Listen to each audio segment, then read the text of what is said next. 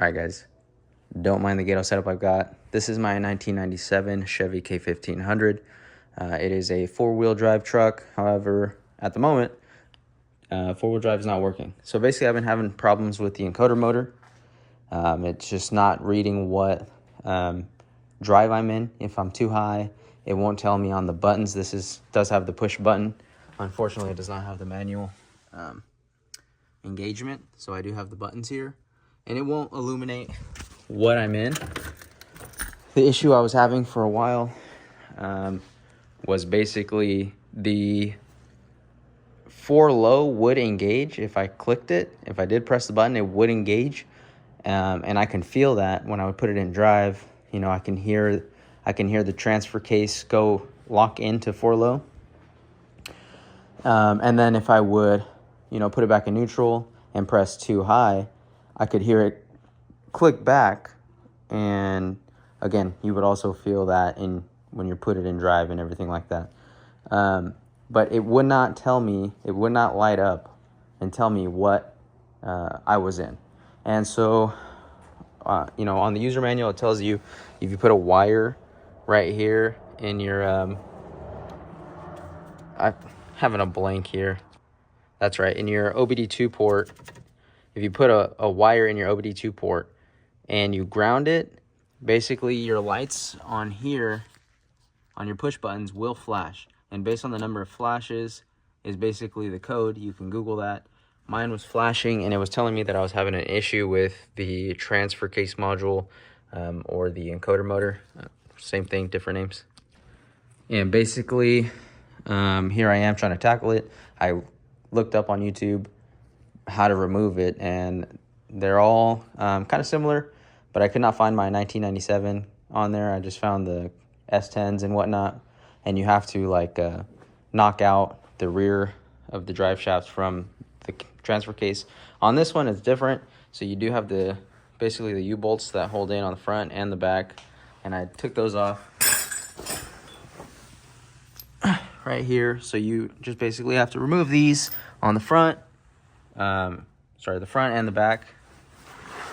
And let me see if I can get the light up here. So this is where they connect right here. This is the transfer case motor right here. So this right here is your transfer case motor. It is connected by 3 bolts. One goes in right here. I'm not sure the best I can show you. Another one goes in right there, and then one at the top right here. So with this disconnected, you do have to angle it this way. Otherwise it's too wide for you to pull this out. And see if I can show you here. You have to kind of finesse it out. See, and this is from my own struggles right here. So you can see that's the little knob right there, right in there.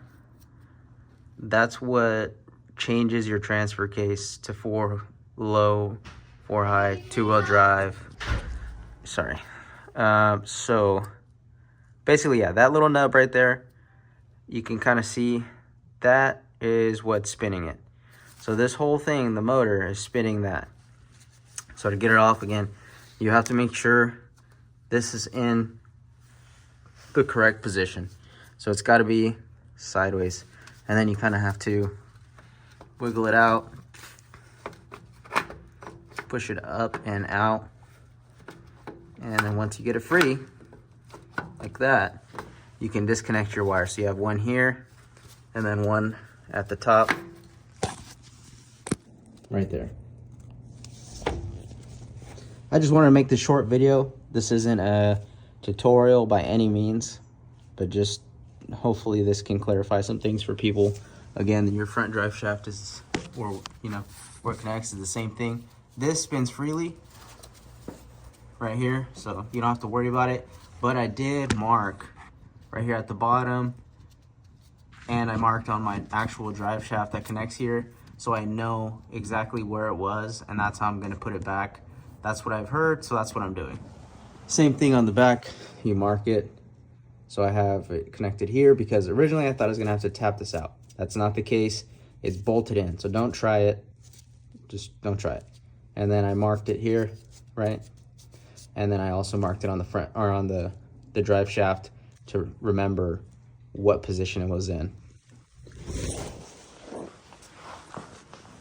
So right here, I marked it. And since you already have it out, it is a good time to change these out. The, you know, the little U-joints. Just feel them. I don't think, you know what? I probably will change these out. That's another story. But yeah, just my little video here. If you guys have any questions, put them in the comments. I'll try to help you out as best I can. Update for y'all.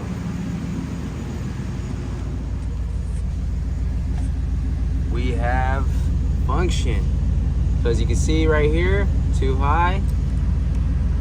All right, you can probably see better. Too high, I did not notice that. 4 high, 4 low. Okay, let me step inside. We got the encoder motor in.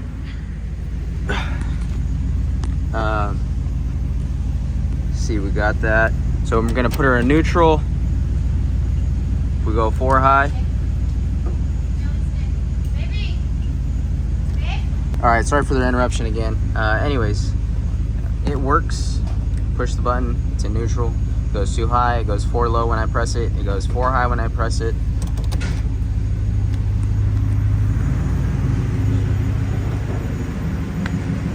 Still gotta put the drive shaft in. Let me turn this off actually, before I die from exhaust fumes. So yeah, we got the new encoder motor in. Same thing, you gotta put the bottom wire right here. There's a wire on top.